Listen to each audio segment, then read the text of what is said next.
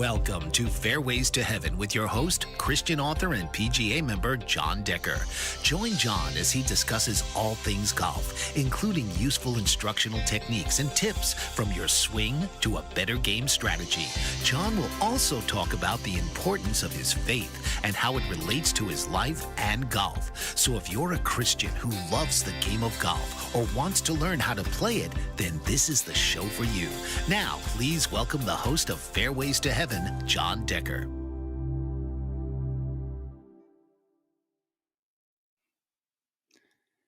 Welcome to the Fairways to Heaven show. I'm your host, John Decker, and we are streaming live on Bold Brave TV.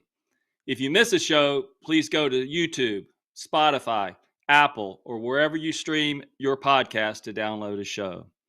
Or you can simply go to my website, deckergolf.com.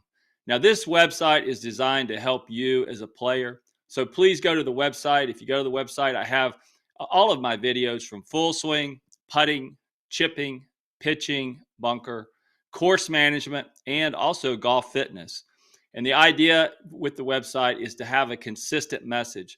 So if you're online trying to search for videos and you're hearing messages from different teachers, you're not going to get a consistent message. So give it a try. Go to deckergolf.com. We'd love to have you on there. And there's more information on there about the show and my books as well. Now, I'm excited to announce that Fairways to Heaven is now being broadcast live on Facebook, YouTube, and LinkedIn. So for all of those those out there that follow me on those platforms, social media platforms, welcome to the show. Now, last week's show, I was actually traveling north from Florida back to Ohio, where I am now. But Bold Brave TV ran an encore presentation of the premiere show. So that was last week's show. So my last live show was 2 weeks ago, and that show was show number 6. And the theme of that show was timing. And in that, during that show, I had 2 videos. And in the first video, I talked about the 3 ways to improve your time on the driving range. So when you're actually on the driving range, ways to make your driving range time more productive. And then the second video, I talked about the constant and the variable of the putting stroke. So if you missed that show number 6, go back and watch it. I think you'll enjoy it. Our special guest interview last week, or 2 weeks ago, was the owner and CEO of iGolf Sports Network, and that was Ted Odorico. And I also invite you, if you go to deckergolf.com, or for you to please subscribe to my YouTube channel, and that's John Decker Golf Instruction on YouTube. Now, this show is coming to you live from Columbus, Ohio. I will be here from April through November teaching at the Medallion Country Club. That is in Westerville, Ohio. If you live in the Ohio area, you're welcome to reach out to me. You can go to deckergolf.com, and I'd be glad to work with you if you're in this area. I also will be returning back to Naples, Florida in December through March. So I'll be there teaching at the Dennis Myers Golf School as well. But for those of you who maybe don't live in Florida or don't live in Ohio, if you want online instruction, you can go to deckergolf.com. That information is on there. You'll simply email me a couple of videos, and I'll be able to do an online lesson with you and send you back recommendations of what you can do to make your game better. Now, I'm a PGA member and have been since 1997, senior editor for Golf Tips Magazine, and a Christian author. Now, we want to make this show interactive. I know the numbers are growing on the show because I get the reports every day, and I know that you're out there listening. So if you have questions, please send those, or please call us. And the number is on the screen. It's 1-866-451-1451. Or you can simply go to the live chat and send us a question in. I'd love to answer your questions on the show. If I can't get to it during the show, try to get to it in a future show. Or you can email me. Again, my contact information is on deckergolf.com. Now, today's theme, every show that we have has a theme, and today's theme is the angle of attack, or a lot of teachers will refer to this as angle of approach, but for this show, I'm going to refer to it as the angle of attack. And in segment 1, I've got a video on the short game that'll go over talking about the different lies that we get and how to change our angle of attack in our short game. And then in segment 2 and in segment 3, I have my special guest and director of instruction for the Scioto Country Club, and that is Don Sargent. And then in the final segment, I'm going to tell you a story about Corey Pavin at the Masters and the spiritual attacks we all deal with on a daily basis. Now, every show that we have here on Fairways to Heaven has scripture, and today's scripture is from Isaiah 54:17. And again, I'm reading this out of the New King James Version. No weapon formed against you shall prosper, and every tongue which rises against you in judgment you shall condemn. Now, from day one of the show, my pledge to you, the audience, was this is going to be a Christian golf show, and every show is going to have a heavy emphasis on golf instruction. So let's get right into the golf instruction. Now, today's theme we talked about is the angle of attack. And I like to think of the angle of attack like an airplane approaching the ground. Every time I fly on an airplane, I kind of think of this as I'm landing.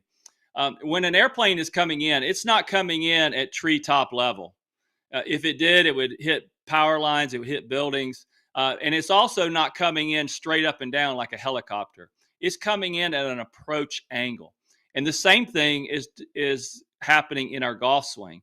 And we can change our approach angle in our setup and how we swing. You can come in too steep and make deep divots. You can come in too shallow and not make a divot at all. So the approach angle is something that teachers look at with all their students, and it's something that's very important, in getting better is having a good approach angle. Now, in the short game, we have a lot of different clubs that we use. I'm using all kind of wedges. Sometimes I'm using a 7 or 8 iron, depending on the situation. But with my driver, I only use one club really when I'm teeing off, unless I'm going to hit a hybrid or a fairway wood or something and iron off the tee. Typically, I'm teeing off with my driver. So my approach angle is very consistent with my driver. But with the short game, it can vary. So all of this really is dictated on the lies that we get. Sometimes we miss the green and we have a perfect lie, and sometimes we miss the green and we have a terrible lie. So if the lie is going to change my approach angle or my angle of attack when I'm hitting the shot. So in this first video, I'm going to talk about that. And so Caleb, let's go to video number 1, please.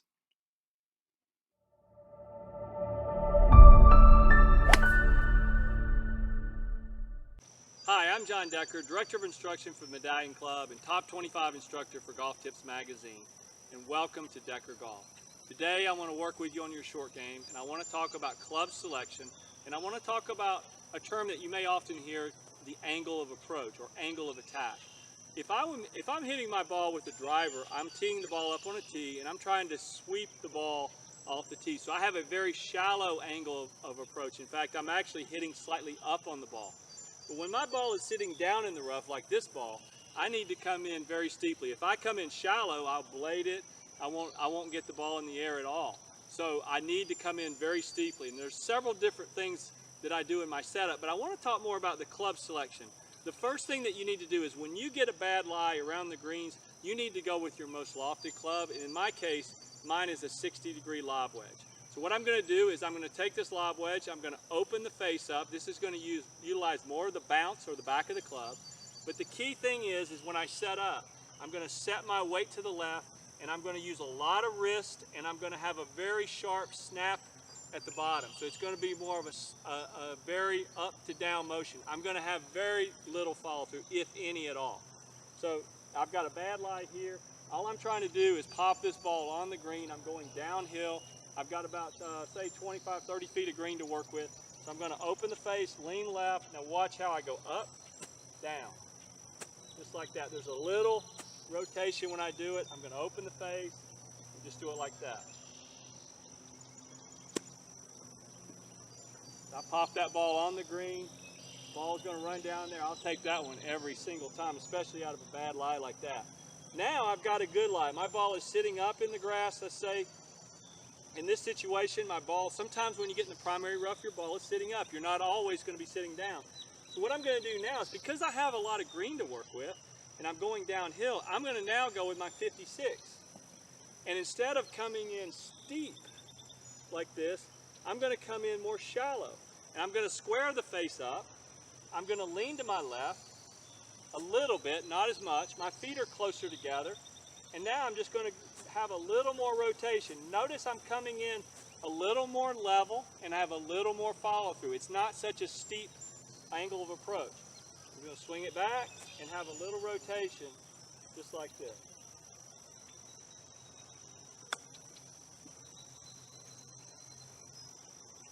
Ooh, that was going a little bit hard. It hit the cup, but again, I would be happy with that one.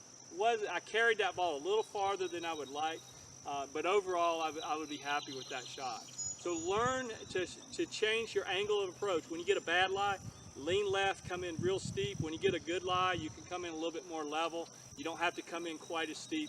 Practice this. Remember, all you're doing is doing it by setting your weight. Steeper, the more you lean to the left, the steeper you'll come in. The more you get 50-50, the shallower you'll come in. Try this the next time you're out practicing, and I guarantee you, you're going to improve your short game.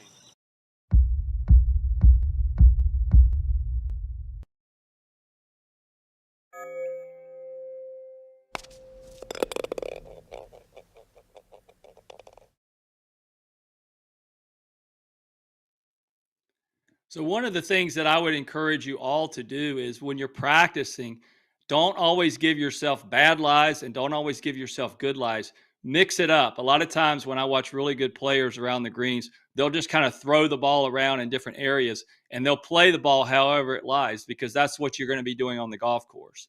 So that's going to be real important. It's going to really help you a lot around the green if you can learn how to change that angle of approach and good and bad lies. Well, we're coming up on our first break.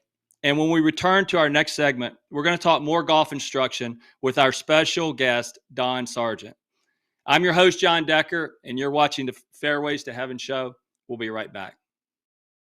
Mike Zorich, a three-time California state champion in Greco-Roman wrestling at 114 pounds. Mike, blind since birth, was born in Hartford, Connecticut.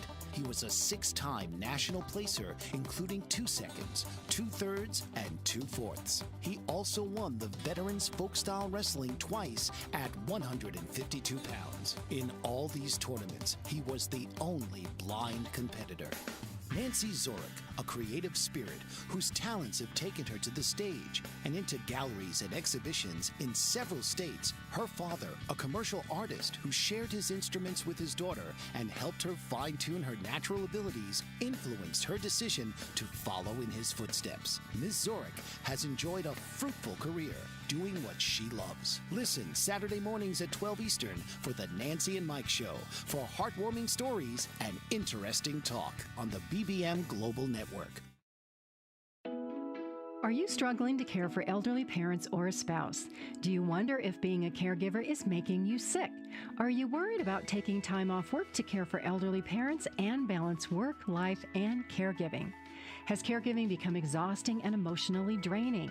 Are you an aging adult who wants to remain independent, but you're not sure how? I'm Pamela D. Wilson. Join me for the Caring Generation radio show for caregivers and aging adults, Wednesday evenings, 6 Pacific, 7 Mountain, 8 Central, and 9 Eastern, where I answer these questions and share tips for managing stress, family relationships, health, well-being, and more. Podcasts and transcripts of the Caring Generation are on my website, PamelaDWilson.com, plus my caregiving library, online caregiver support programs, and programs for corporations interested in supporting working caregivers. Help, hope, and support for caregivers is here on the Caring Generation and PamelaDWilson.com.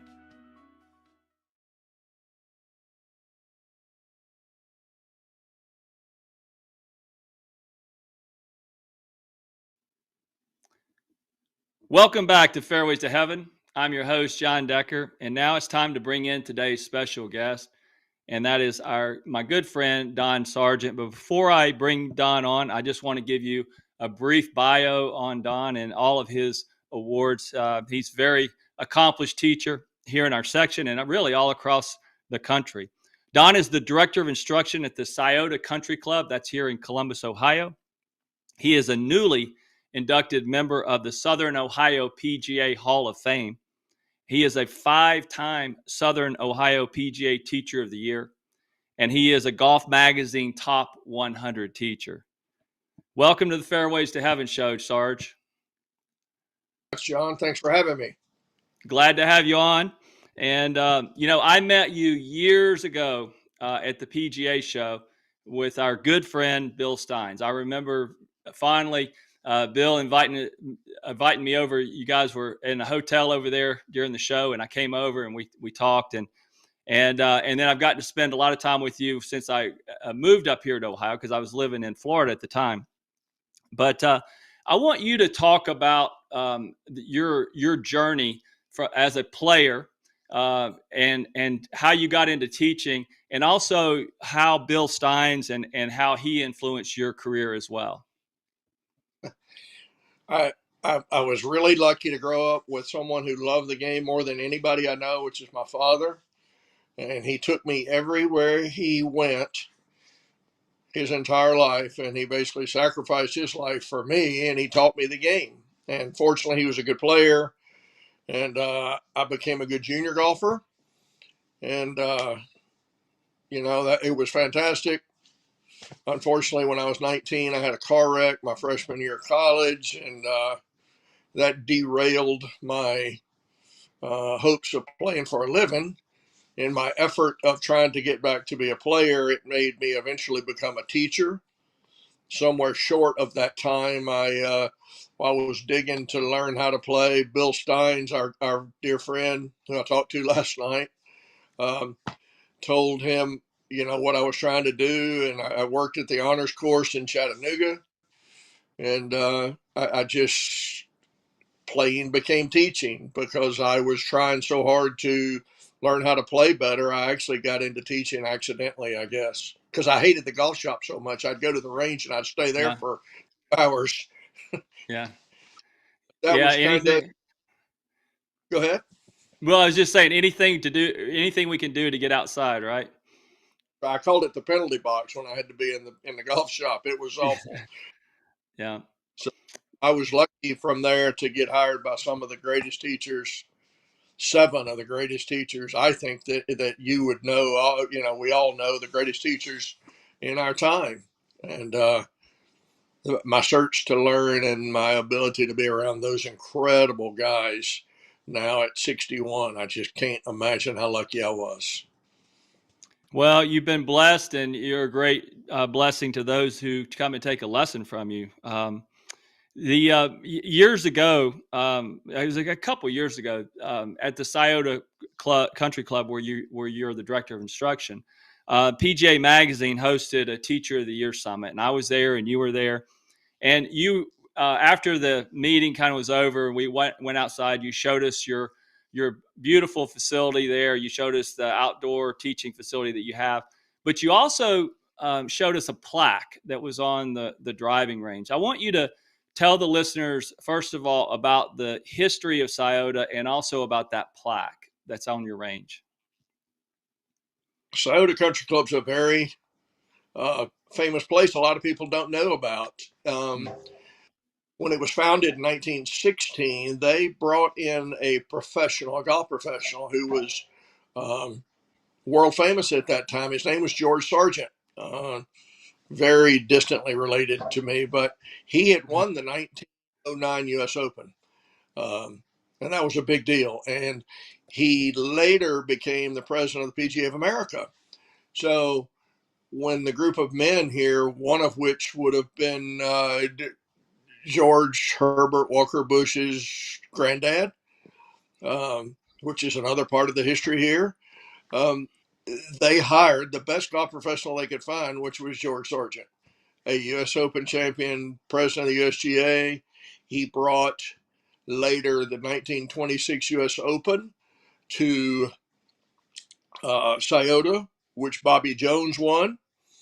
And as he became the president of the PGA of America, he brought the Ryder Cup there, which was captained by Walter Hagen, And we had the 1950 PGA, the 1968 U.S. Amateur, the 1986 Senior Open, the 2016 Senior Open, and we have the Senior Open coming in 2026, and the U.S. Amateur in 2036. So it's a place where Jack Nicklaus grew up, learned the game.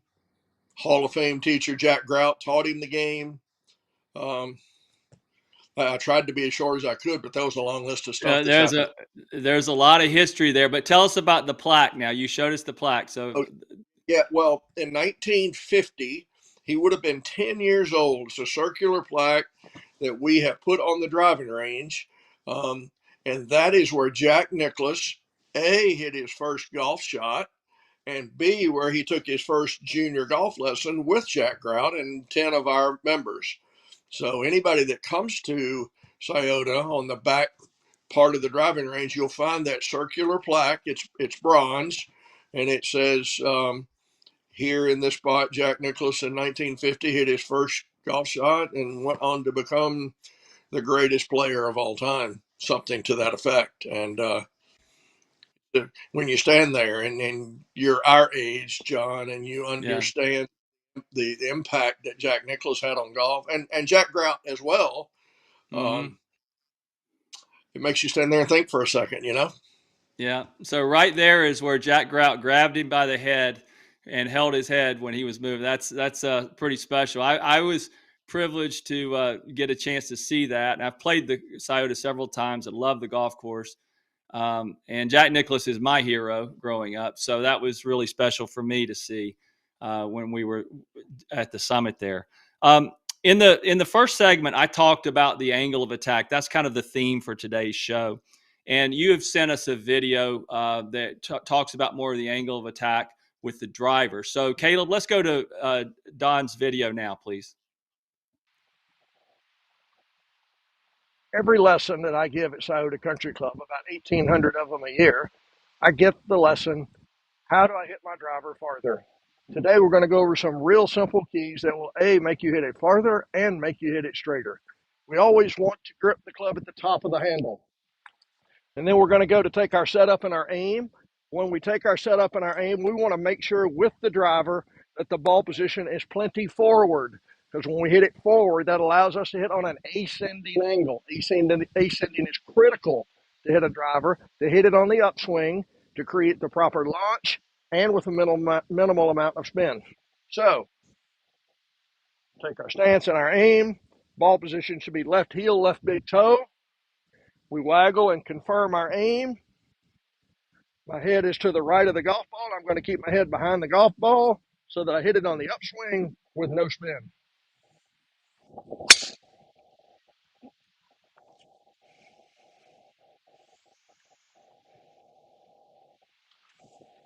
Just like that, I got 15 more yards and I'm in the center of the fairway. So I love that video, Sarge, because it really is the opposite of what I was just talking about in the short game, and I don't think people understand that they need to be able to control their angle of approach when they're hitting any shot, because you'll never get a bad lie with a driver. You're going to get a lot of bad lies in the short game and out in the fairway and the roughs and things like that.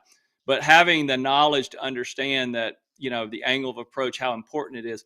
Kind of just, if you want to make any more comments about that, the video that you just did and how important that is, I'd appreciate it. Well, I've always tried my whole life before TrackMan came along to tell people, most golfers anyway, as you know, that we're trying to learn one golf swing. But really, with data now, we know that golf swings for an iron and a wood are very different. An iron is a descending downward hit, and a driver is an upward ascending hit. And so those two swings are different. And in my opinion, is why nobody has ever been the best player at both irons and woods, because I think we both have a ability to hit one of those better, more upward or more downward. Exactly. Short clubs you need to hit down like a wedge, like you said, most of the time. And drivers you need up. Jack Nicklaus, which we spoke of, was the best driver probably of all time, and he was very up on it. but he wasn't. The wedges weren't the best part of his game, and that's probably why. Exactly. When you're working with a student, one of my favorite stories about angle of approach was from Ben Hogan, and this was years ago when he was at Seminole, when he was practicing, and he would hit balls over a tree, and he would hit like wedges, and then he would back up 10 yards and hit 9-iron, and then he'd hit an 8-iron and 7-iron.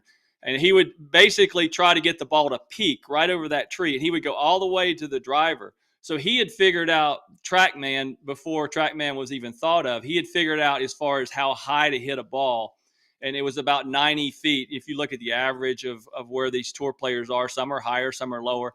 But let's just say the average is 90 feet with all of their clubs.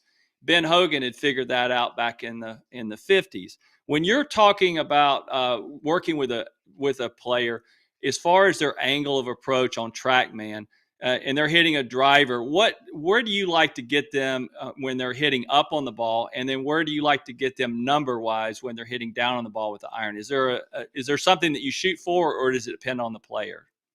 I do. I think it is always player dependent.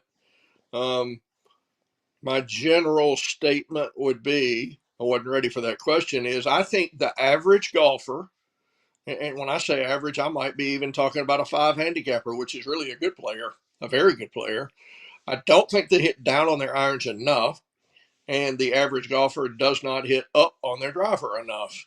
So they're caught in between of probably not being able to be as good of an iron player as they can by being 3 to 5 degrees downward. That's kind of a number I look at.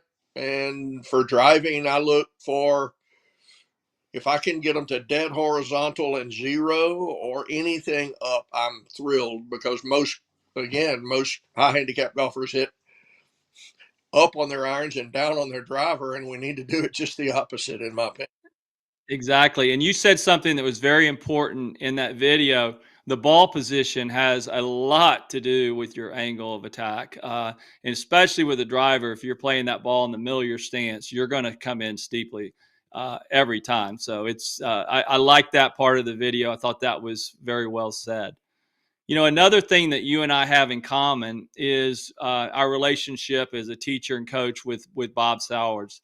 I worked with Bob for 12 years when he was on the PGA Tour, and worked with him, and now you're working with him. And I know that when he came to you, when I started with him, he played the ball back in his stance, especially with his wedges, had a lot of knee drive, kind of a quick transition. And so we worked on ball position. We worked on the rotation versus the knee drive. I know that he loves the ground force plates, which you use at Scioto Country Club.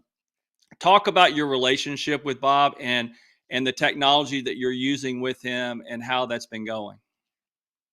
Well, the first thing is I didn't have to do much with Bob, because you had done such a great job with him before. Oh, thank you. And I think both of us would agree that it's easy to work with a guy that plays as good as Bob too. He's incredible. Exactly.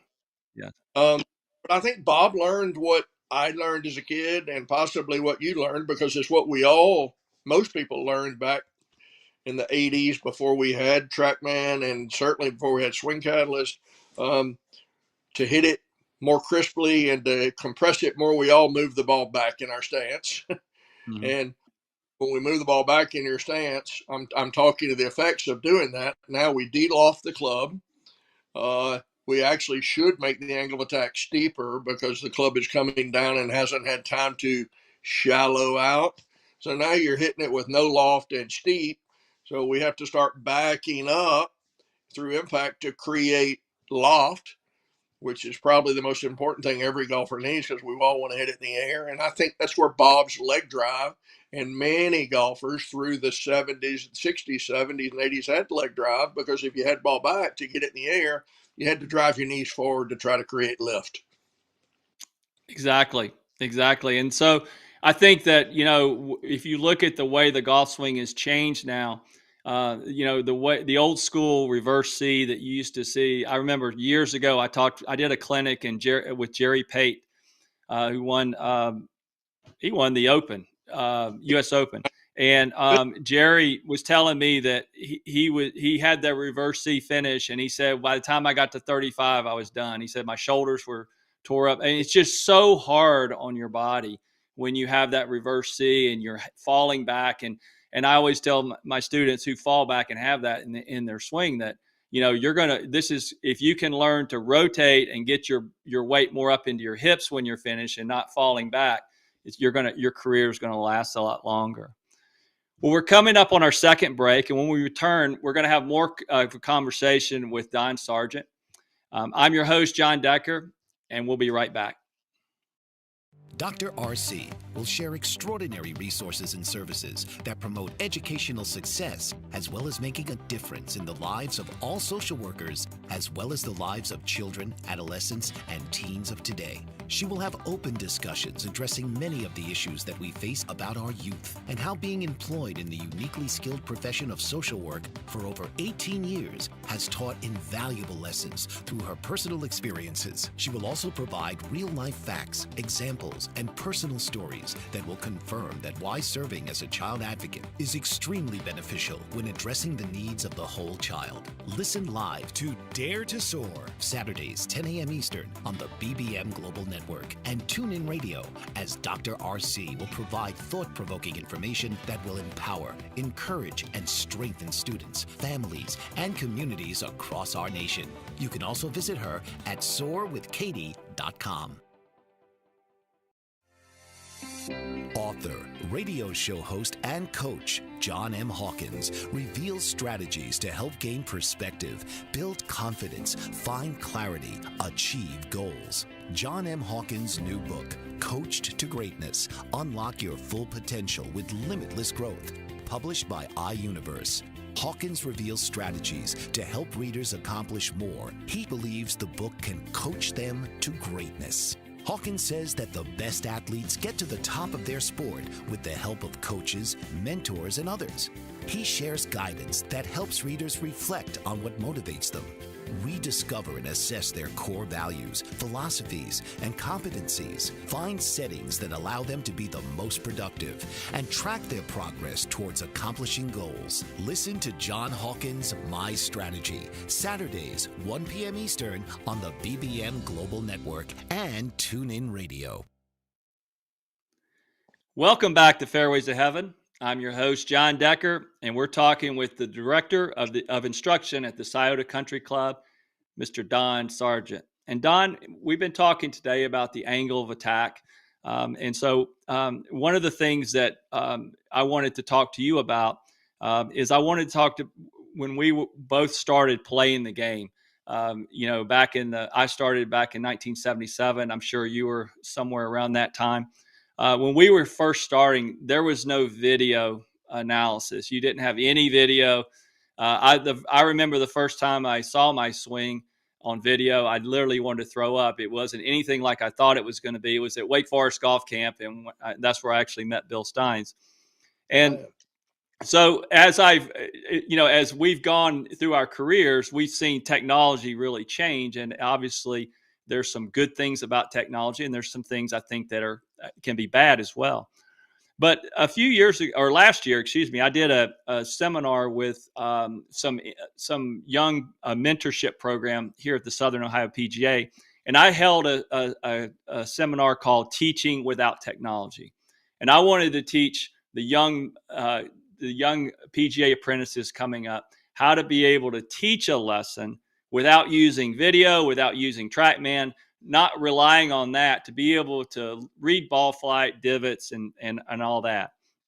How has technology helped golf instruction, and how has it hurt golf instruction, in your opinion?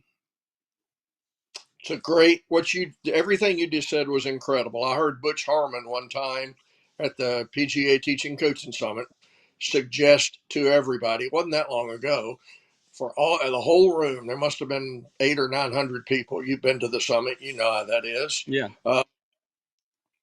To teach without the TrackMan and without any technology 1 day a week.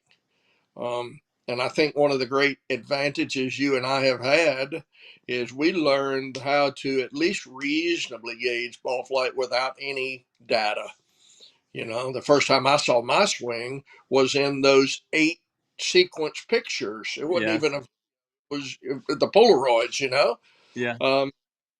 So obviously video, which was first, and you and I've grown through all the technological advancements, which I think has helped both of us be better teachers, because you learn to teach without it and teach with it. But I think where technology really gives you the advantage, as they like to say today, is if you can measure it, you should, and if you measure it, do, because I think it keeps us from making mistakes that even video can't see.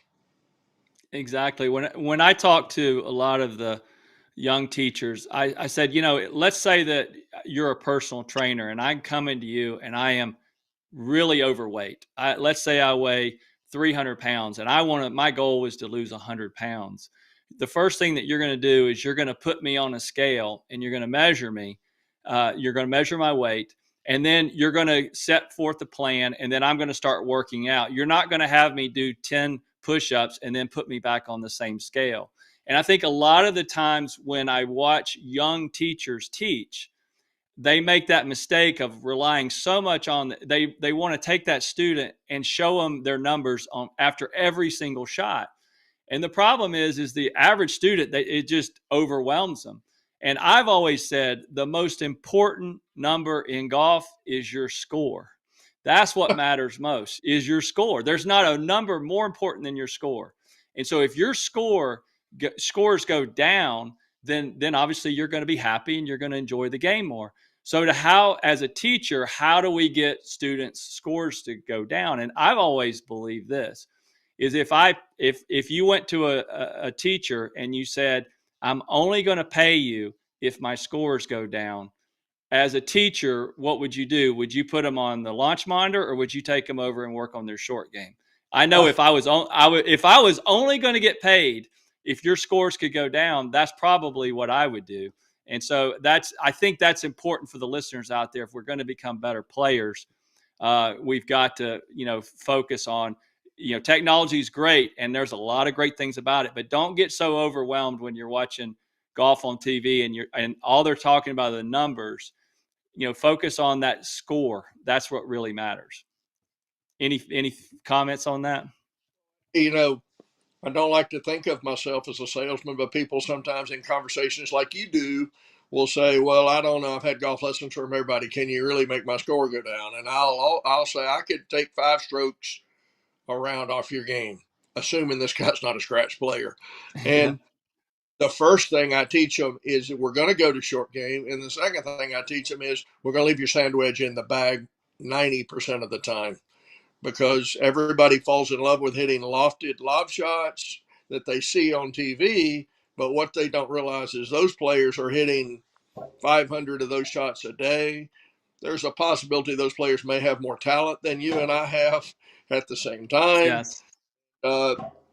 Playing the ball close to the ground for any club golfer with a 7-iron and a 9-iron, that's the first 2 clubs I always try to use. I think if you use a 7 and a 9 and learn how to be just decent at that, you take 5 strokes around off your scorecard.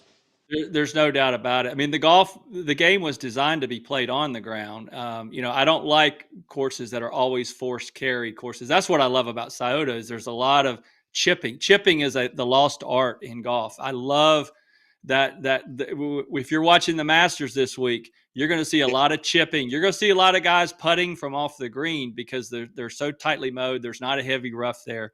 So I think that's a great point, Sarge. Let's talk about go ahead. I'm sorry to interrupt you.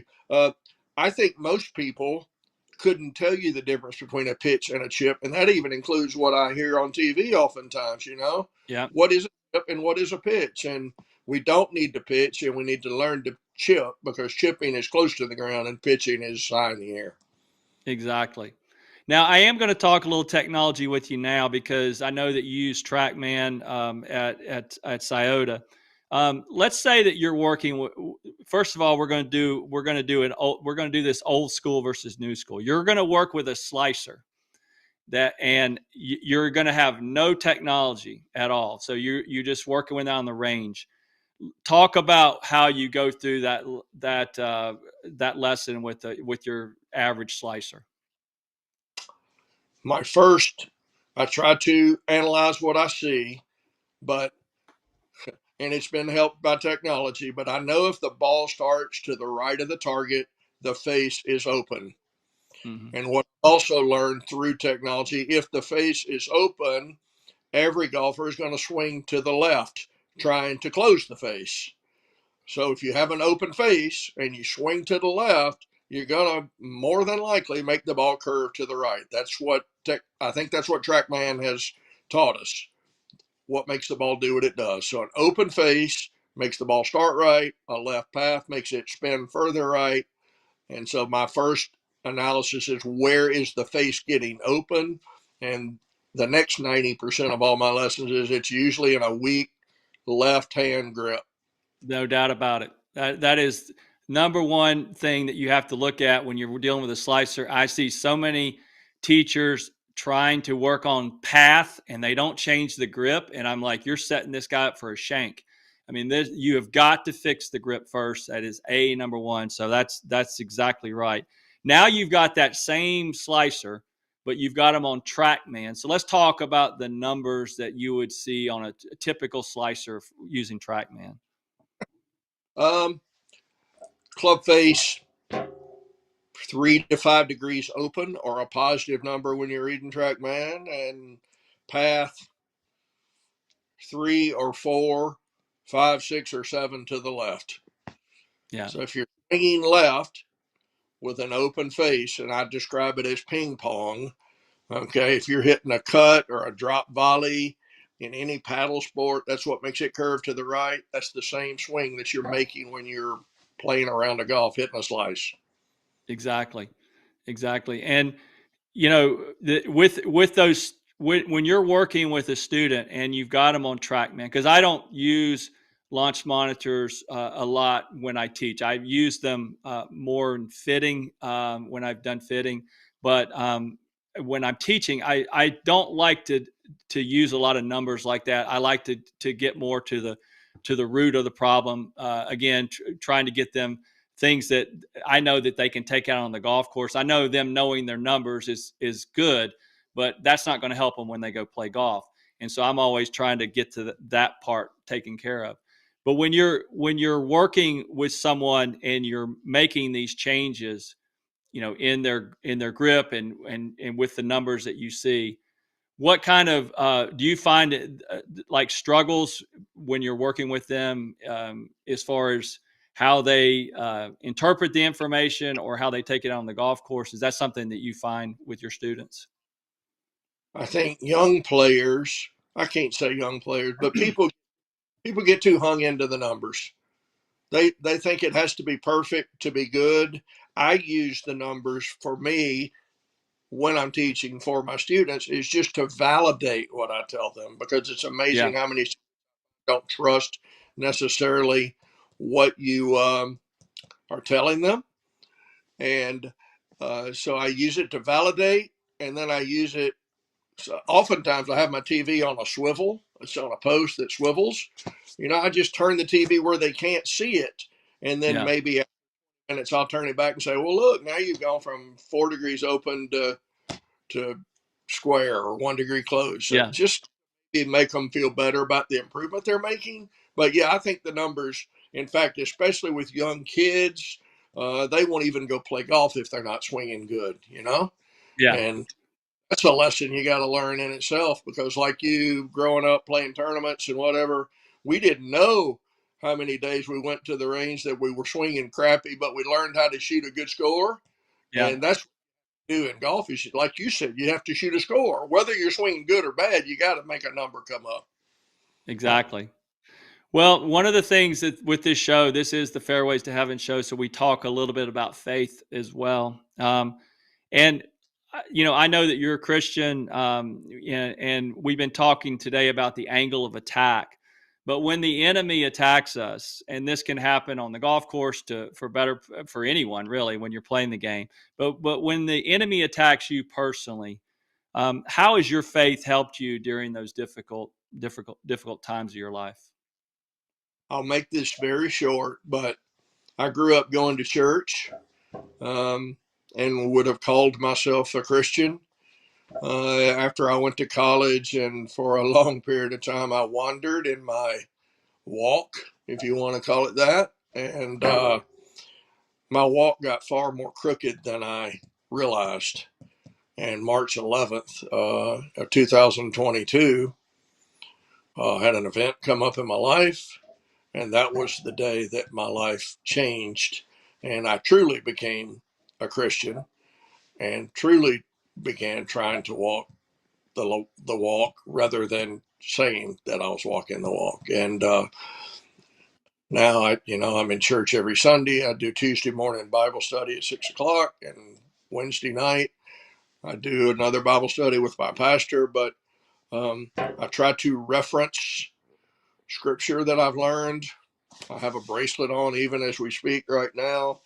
Um, I have a statue of Jesus Christ on my desk, but I try to refer to the scripture and try to do the best I can at becoming a true Christian and not a faux Christian, if you want to call it that.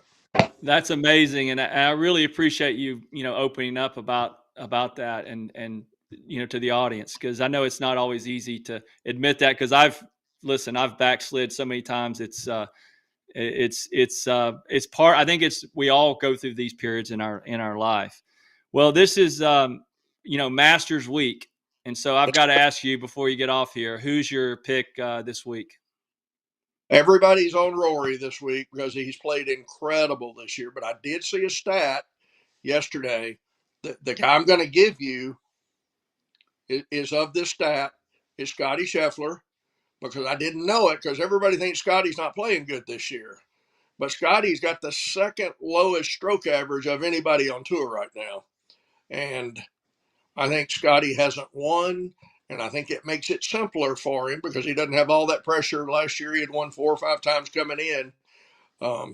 I still think he's the best player, and that's who I have to bet my money on. Well, that's a great bet. All right, I'm going to get 2 quick questions, and I got to let you go. If you've got one round of golf to play the rest of your life, only one round of golf, where are you going to play? The only place that I haven't played that I want to play, St. Andrews. St. Andrews. And who is your foursome? You can play with a foursome, and it could be anyone alive or dead. My father, who taught me the game, who's the best friend I have in my life. Ben Hogan. Wow. And the guy who got me into teaching really was Nick Faldo, but it would be a coin toss between Nick Faldo and Bobby Jones. Wow. So Nick Faldo, Ben Hogan, I'm playing a fivesome. Well, I would say Bobby Jones over Nick Faldo, because you can still play with Nick Faldo, but you can't play with Bobby Jones. So as of right now, so that's a good bet. I think Mr. Jones is so forgotten, and people have no idea at how great he was in more than just golf. He was incredible. Sarge, thank you for coming on the show. I'm going to have you on again, and we'll try to do something out at Scioto. I can't wait to see the new facility out there. But thanks for coming on. Thank you so much, buddy. I appreciate you. All right. It's time for our final break. And speaking of the Masters, I want to talk to you when we come back from the break about a story of Corey Pavin on hole number 16 at the Masters. You're watching Fairways to Heaven. I'm your host, John Decker. We'll be right back. Dr. RC will share extraordinary resources and services that promote educational success, as well as making a difference in the lives of all social workers, as well as the lives of children, adolescents, and teens of today. She will have open discussions addressing many of the issues that we face about our youth and how being employed in the uniquely skilled profession of social work for over 18 years has taught invaluable lessons through her personal experiences. She will also provide real-life facts, examples, and personal stories that will confirm that why serving as a child advocate is extremely beneficial when addressing the needs of the whole child. Listen live to Dare to Soar, Saturdays 10 a.m. Eastern on the BBM Global Network, and tune in radio as Dr. RC will provide thought-provoking information that will empower, encourage, and strengthen students, families, and communities across our nation.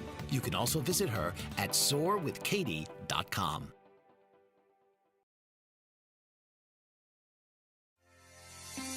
Author, radio show host, and coach John M. Hawkins reveals strategies to help gain perspective, build confidence, find clarity, achieve goals. John M. Hawkins' new book, Coached to Greatness, Unlock Your Full Potential with Limitless Growth, published by iUniverse. Hawkins reveals strategies to help readers accomplish more. He believes the book can coach them to greatness. Hawkins says that the best athletes get to the top of their sport with the help of coaches, mentors, and others. He shares guidance that helps readers reflect on what motivates them, rediscover and assess their core values, philosophies, and competencies, find settings that allow them to be the most productive, and track their progress towards accomplishing goals. Listen to John Hawkins' My Strategy, Saturdays, 1 p.m. Eastern on the BBN Global Network and TuneIn Radio. Welcome back to the Fairways to Heaven show. I'm on Bold Brave TV. I'm your host, John Decker. And a special thank you to the Director of Instruction for the Scioto Country Club, Don Sargent. He did a great job today, but thank you for coming on the show this week, Don. Now I want to talk to you about a story about Corey Pavin at the Masters. This is Masters week, and so I really thought this story would be a great story to talk about. And I actually got this story from Bob Rotella's book, Golf is Not a Game of Perfect. And Rotella was conducting a seminar for the PGA members. And this was in, I think, 1987 or 1988. And Corey Pavin was at the seminar along with other tour players. And Rotella was talking about the power of the mind and how the mind doesn't understand the word don't. Okay, so think about this. If I'm driving down the road in my car, I don't look off to the right or left and go, don't go to the right or don't go to the left. I look at the road, and if the road turns to the right, I steer to the right. If the road turns to the left, I steer to the left. I don't think about where I don't want to go. I think about where I want to go.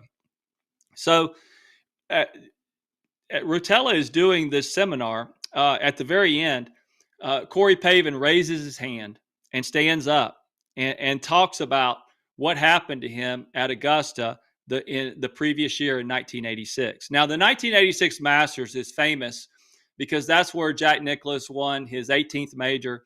He won his 6th green jacket, and he at the age of 46. So everybody, when they think of the 1986 Masters, that's what they think about.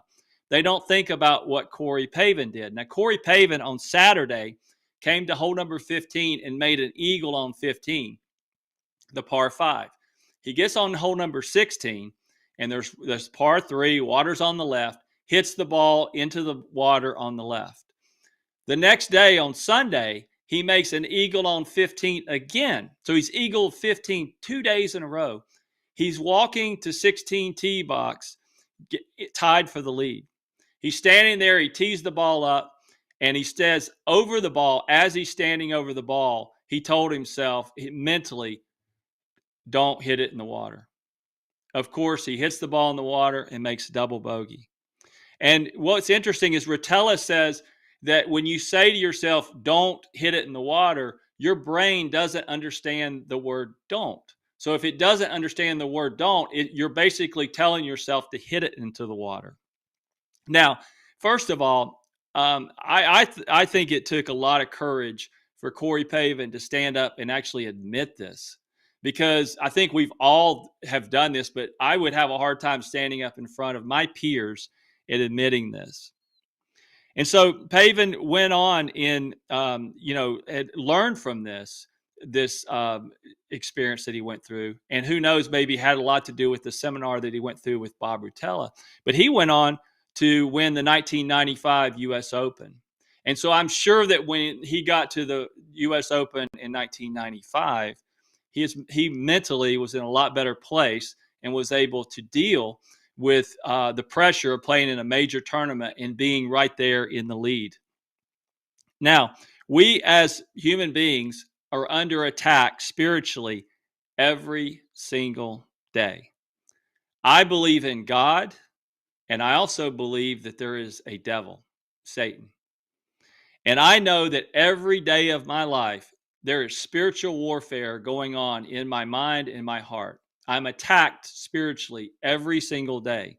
And it could be through social media. It could be through work. It could be through just all kinds of things that I see on the news. It could be, there's a lot of different attacks that we get every single day.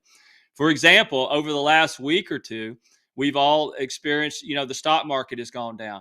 And a lot of us get a lot of spiritual attacks. You're not going to have enough money. You're not going to be able to make it. Things are not going to work out. So these spiritual attacks are happening to us every single day.